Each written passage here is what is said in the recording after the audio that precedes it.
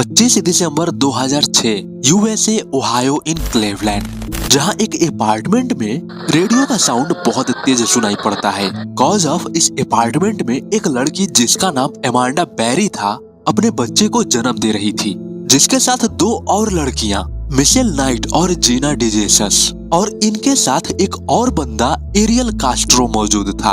अब तक तो यहाँ पर सब कुछ सही चल रहा था। एक माँ अपने बच्चे को जन्म दे रही थी, दो लड़कियाँ इसकी मदद कर रही थी और एरियल कास्ट्रो ऐसा प्रतीत हो रहा था कि ये इस लड़की का हस्बैंड हो।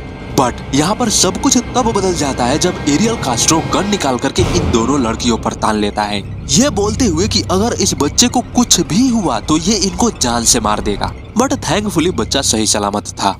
अब यहाँ के सिचुएशन को देख करके हमारे मन में कई सारे सवाल पैदा होते हैं। पहला, इस घर में रेडियो को इतना तेज क्यों बजाया जा रहा था जिससे कि लड़की के चीखने की आवाज इस रेडियो के आवाज के सामने दब जाए। बट सवाल ये था कि ऐसा क्यों। दूसरा सवाल, ये तीनों लड़कियां कौन थी। और लास्ट तीसरा सवाल, एरियल कास्ट्रो इन पर गन क्यों तानता है। इन सारी बातों का पता लगाने के लिए हमें 2006 से करीबन 5 साल पीछे जाना होगा।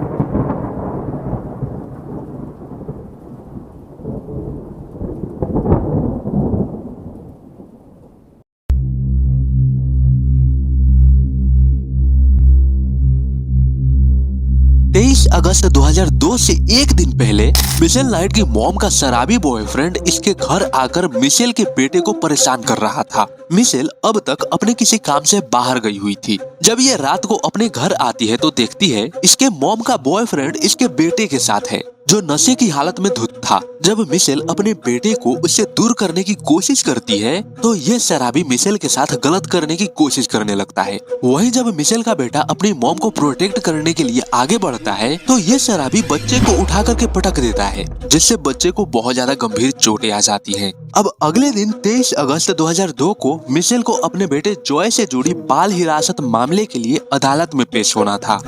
अब यहाँ पर मैं बताते चलूं कि कॉलेज के टाइम से ही मिशेल अपनी पढ़ाई को ड्रॉप कर चुकी थी, क्योंकि उस वक्त ये एक बंदे के चक्कर में पड़ी हुई थी। लेकिन वो बंदा इसे बीच में ही धोखा देकर के भाग जाता है और उसी बंदे से मिशेल का ये बेटा हुआ था। अब चूंकि मिशेल अपनी पढ़ाई ड्रॉप कर चुकी थी, इसके पास ना ही कोई प्रॉपर नॉलेज और ना ही कोई प्रॉपर डिग्री थी, जिसकी वजह से इसे कहीं पर भी जॉब नहीं मिल पा रहा था। और इस घटने से एक दिन पहले भी मिशेल अपने जॉब के तलाश में ही बाहर गई हुई थी। अब ये जो बाल हिरासत मामला है ये मिशेल के खिलाफ था, क्योंकि कोर्ट को लग रहा था कि जब मिशेल अपना खर्च नहीं उठा सकती तो ये बच्चे का क्या उठाएगी, और ना ही ये बच्चे का प्रॉपर ख्याल रख पा रही है। ये अपने बच्चे को लेकर के पूरी तरह से लापरवाह है, इसलिए कोर्ट मिशेल से इसके बच्चे की कस्टडी छीनने वाली थी। तो अब इसी चीज को गलत साबित करने के लिए मिशेल को कोर्ट में पेश होना था। जिस दिन मिशेल को कोर्ट में पेश होना था, यानी 23 अगस्त 2002 को, उसी दिन एरियल कास्ट्रो मिशेल को लिफ्ट देने के बहाने किडनैप कर लेता है।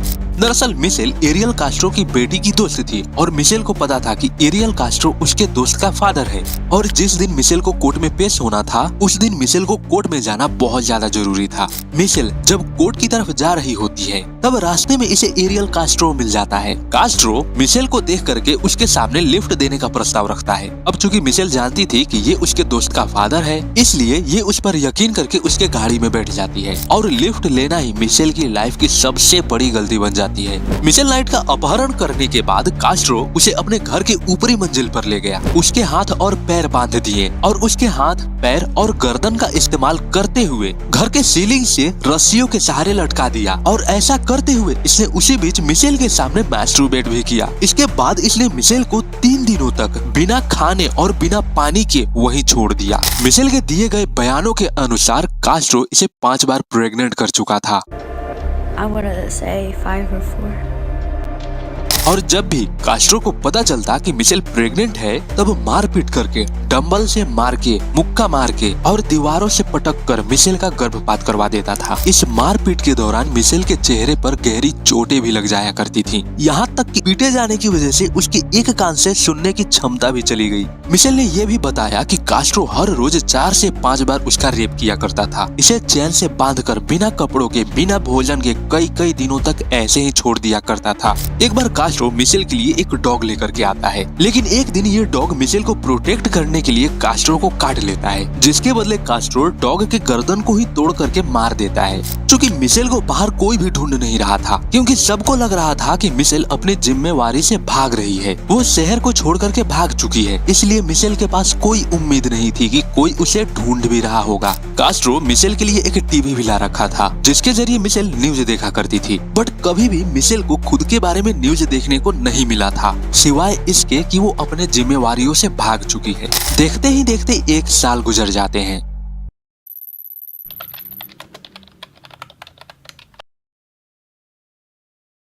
21 अप्रैल 2003 एमांडा मैरी बेरी नाम की एक 17 साल की लड़की उसके जन्मदिन से ठीक एक दिन पहले वो गायब हो जाती है। उसे आखिरी बार रात के 8 बजे के आसपास सुना गया था, जब उसने अपनी बहन को ये बताने के लिए फोन किया था कि वो अपने जॉब बर्गर किंग से घर जा रही है। एमांडा को गायब होने की 1 हफ्ते तक पुलिस वालों ने तो ये समझ लिया था कि एमांडा भगौड़ी है, जब तक कि एक अननोन पर्सन ने एमांडा के फोन से उसकी माँ को कॉल नहीं किया। उसने कहा कि उसकी बेटी मेरे पास है, वो ठीक है और कुछ दिनों में वो घर आ जाएगी।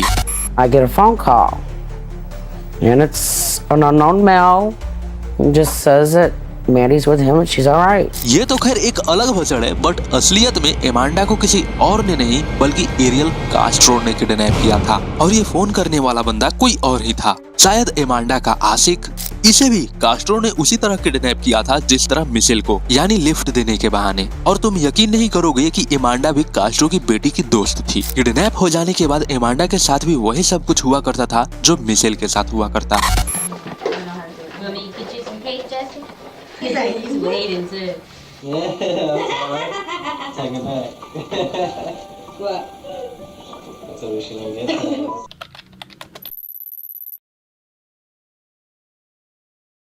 2 अप्रैल 2004 1 साल और गुजरता है। 2 अप्रैल के दिन जॉर्जिना लिन डिजेसस नाम की 14 साल की एक नाबालिग लड़की जब वो दोपहर के 3 बजे के आसपास अपने मिडिल स्कूल से घर लौट रही थी, तब से ही वो गायब हो चुकी थी। और जॉर्जिना को लास्ट बार देखने वाली जॉर्जिना की फ्रेंड अर्लिन थी, और लिटरली अर्लिन भी कोई और नहीं बल्कि कास्ट्रो की ही बेटी थी। यानी जॉर्जिना कास्ट्रो को जानती थी कि ये उसके फ्रेंड का फादर है। कास्ट्रो ने जॉर्जिना को भी लिफ्ट देने के बहाने किडनैप कर लिया था। जॉर्जिना को लग रहा था कि कास्ट्रो उसे घर छोड़ने के लिए ले जा रहा है। इनफैक्ट जॉर्जिना कास्ट्रो पर यकीन भी करती थी, क्योंकि ये दोनों पड़ोसी थे। बट इसे क्या पता था कि ये किस मुसीबत में पड़ने वाली थी।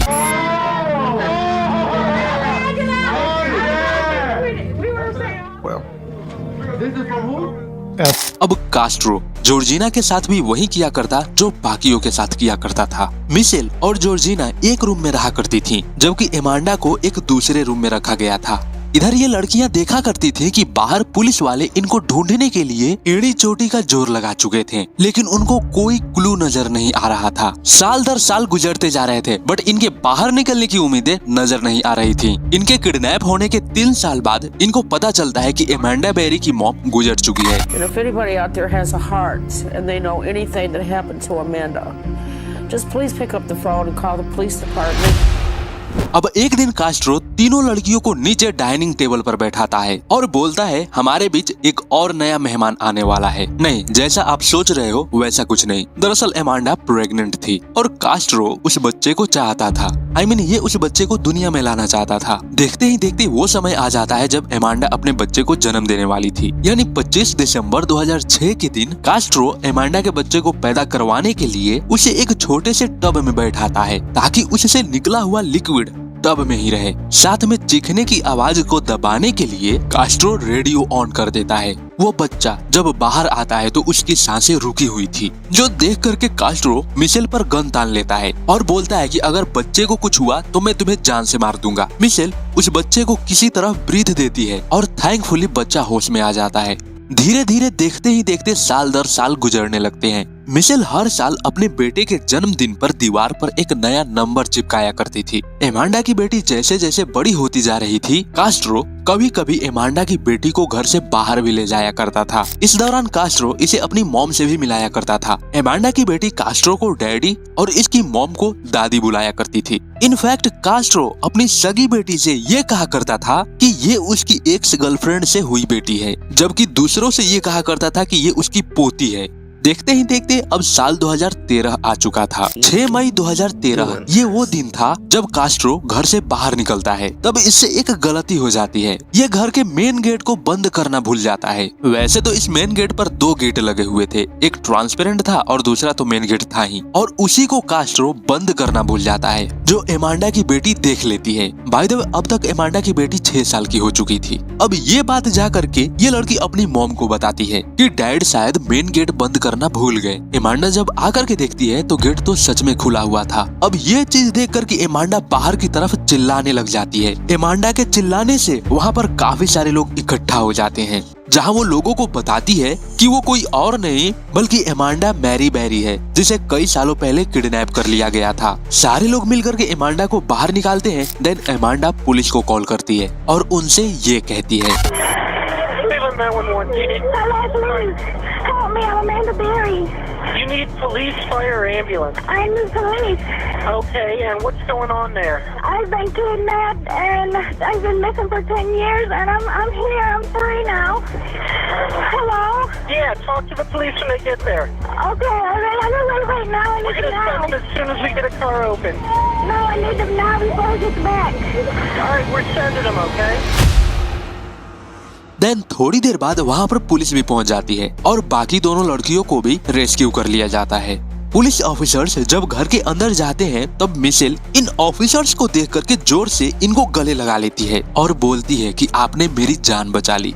इन लड़कियों के रेस्क्यू करने के कुछ ही घंटों बाद कास्ट्रो को मैकडोनल्ड के पार्किंग में गिरफ्तार कर लिया गया। कास्ट्रो को कोर्ट में पेश किया गया और इस पर 4 अपहरण और 3 रेप मामलों में आरोपी घोषित किया गया। बाकी के जो आरोप थे वो तो अलग, जैसे जानबूझ करके गर्भपात करवाना, हत्या का प्रयास करना, मारपीट करना इत्यादि शामिल था। इन सब के बदले कास्ट्रो को उम्र कैद की सजा और उसके ऊपर 1000 साल की लगातार सजाएं सुनाई गई, और वो भी बिना किसी पैरोल के। इसे सब के बावजूद $1 लाख का जुर्माना भी लगाया गया। कोर्ट ने उसकी सारी संपत्तियां भी जब्त कर ली और इसको इसके घर वालों से जो नफरतें मिल रही थी वो अलग, यानी कोई भी इसके सपोर्ट में नहीं था सिवाय इसके वकील के। खैर, अपने सजा सुनाए जाने के बाद कास्ट्रो 20 मिनट तक अदालत को चूतिया बनाता रहा कि वो एक अच्छा इंसान है, वो कोई राक्षस नहीं, वो तो बस सेक्स और पोर्नोग्राफी का आदी था। उसने यहाँ तक दावा किया कि उसने महिलाओं को कभी पीटा तक नहीं, उसने उनके साथ जो कुछ भी किया उनके मर्जी से था। Facing the death penalty, Castro resorted to desperate tactics. Most of the sex that went on in the house, and probably all of it, was consensual. But I am not a monster. I did not prey on these women. I just acted on my sexual instincts. खैर, ये जितना सोच रहा था अदालत उतनी भी बेवकूफ नहीं थी। कास्ट्रो जेल में रहने के कुछ ही महीनों बाद यानी 3 सितंबर 2013 को शाम के वक्त चादर के सहारे फांसी लगा करके अपनी जान ले ली। दूसरी तरफ 7 अगस्त 2013 ये वो दिन था जब गवर्नमेंट कास्ट्रो के उस घर को ध्वस्त कर देती है जिसमें कास्ट्रो ने तीनों लड़कियों को बंदी बना करके रखा था, और इस वक्त मिशेल भी यहीं थी। वैसे तो मैंने इस स्टोरी को बहुत ज्यादा शॉर्ट में एक्सप्लेन किया है, लेकिन अगर आपको इस स्टोरी के बारे में प्रॉपर जानकारी चाहिए तो आप इसकी मूवी देख सकते हैं, और सेकंड नंबर पर एक डॉक्यूमेंट्री भी बनी हुई है। मूवी का नाम है क्लेवलैंड एब्डक्शन और डॉक्यूमेंट्री का नाम है द क्लेवलैंड किडनैपिंग, और साथ में यूट्यूब पर इन लड़कियों का बहुत सारा इंटरव्यू भी पड़ा हुआ है। खैर, ये इस चैनल का पहला वीडियो है। आई होप कि आप इस वीडियो को बहुत ज्यादा प्यार दें और लोगों के साथ शेयर करें। बाकी मैं मिलता हूँ किसी और नेक्स्ट वीडियो में, तब तक के लिए बाय बाय।